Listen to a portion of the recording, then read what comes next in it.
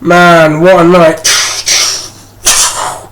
If you like knockouts, kids, you got plenty of those. From Luke Rockhold, who goes up to 205 pounds, tells everyone that, look, I go up a weight class, I'm not so drained, I'm not cutting so much weight, I'm bigger, I'm stronger, I'm faster, I'm more effective, I'm less susceptible to being dropped.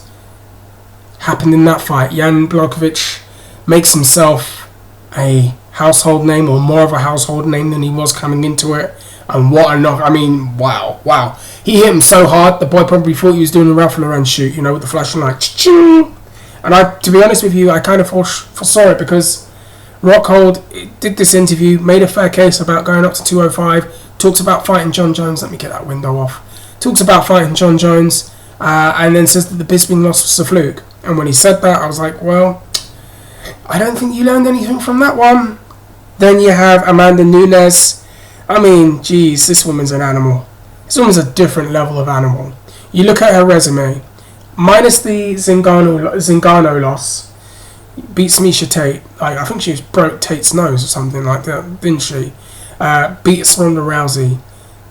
Had that, so-so fight against Shevchenko, who I think is the only person that would give her a test at this point. Flatlines Chris Cyborg badly. 51 seconds, takes her out, wins 2 belts. Now fights Holly Holm, the last, I want to say, marquee name challenge, and takes her out too. If you think about it, she took out Cyborg and Holm inside of a round, literally in the space of a round. Yes, you did. And I don't know what's next for her.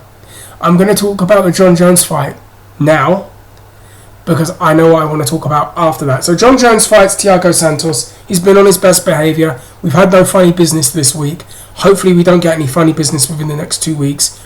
Out of all the John Jones fights that he's had, to tell you the truth, this was the least impressive John Jones fight I've seen, if I've made sense.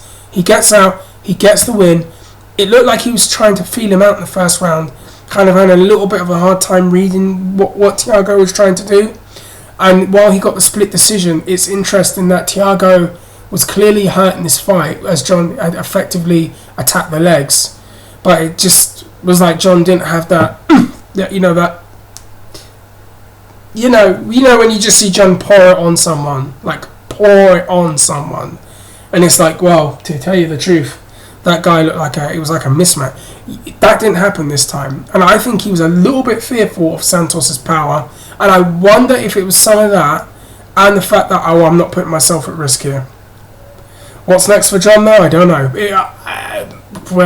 It's interesting. I'll be very interested to see if this is a pattern in his next fight, and if it's a dip, or it was really going up against that style, or there was an injury that we didn't know about.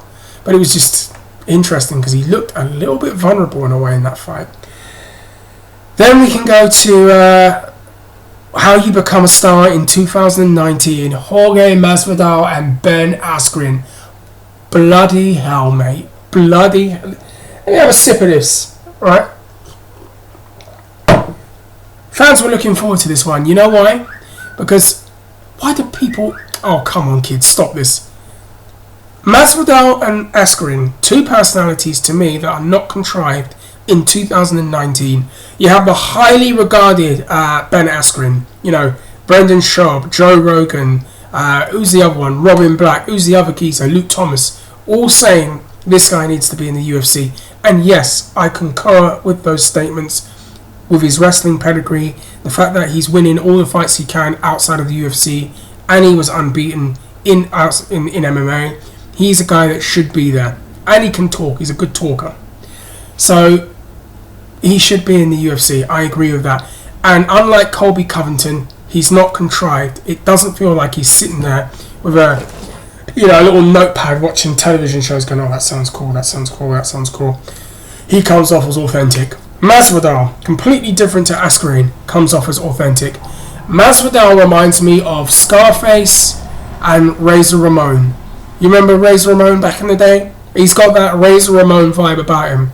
The way the man just comes up, he's like Scott Hall, Razor Ramon, early to mid 90s. He's got that demeanor about him. And these two guys don't like each other. It's not forced. It doesn't feel contrived. And these are two guys with very different styles, which makes for an exciting cocktail of a fight. And what happens? You can see there, you see the gums flapping. Puzzle starts. And then it was just like Masvidal just come. I'm in shorts, and I ain't showing you my knees. But he just comes running up. Bang! Turn down for what? You know? I'm telling you. Turn down for what? Bash right in the face. Askren is just out like that. And I'm like, bloody hell. Oh my God. He's done it in 3 seconds. Was it 3 or 5? I don't know. But jeez, the street Jesus came that night, I'll tell you that. Oh boy, Askren was out on the floor. It was like easy work for Masvidal. And just in that, he's earned himself a title shot.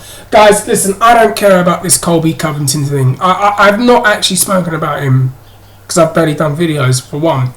But I find Colby, as he's an effective fighter. I can't say he's not. He's won the fights he's needed to win.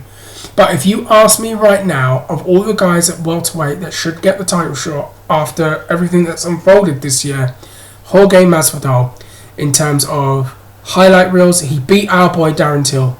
He beat him. Then he had that incident with Leon Edwards afterwards, which went viral. Which, whilst I don't condone, it's added to his stardom. Then the infamous 3-piece and a soda line went viral, along with that whole thing. Again, these are things that are building this person out there. But the performances that he's had inside of the cage the last 2 fights, to me, warrant a title shot. And the fact that he beat a guy that was unbeaten, that was highly regarded, that many people said, if he wins against Masvidal, he should be fighting for the title against Kamaru Usman, and that Masvidal went in there and took him out in the first round as quickly and as effectively and as highlight reel-esque as he did, tells me he should be fighting for the title, and the people are gravitating towards him. This isn't like some of the more forced projects that the UFC have had in the last 2 years. This one feels authentic, and the fact that people are saying, well, they need their stars, they need their stars. Well, you have one, you've stumbled upon one, and it's organic, and he's had the performances to back it up. I think Masvidal gets a title shot. His resume speaks for itself. I'm out. Comment down below, like, subscribe. I feel a little bit rusty with this MMA game. You let me know how you feel. You let me know, does Masvidal deserve the next title shot after that? Was that a lackluster John Jones performance? Is Amanda Nunes the greatest female performer of all time? And how about that Luke Rockhold knockout? Guys, tell me what you think. Tell me what you feel. I'm out.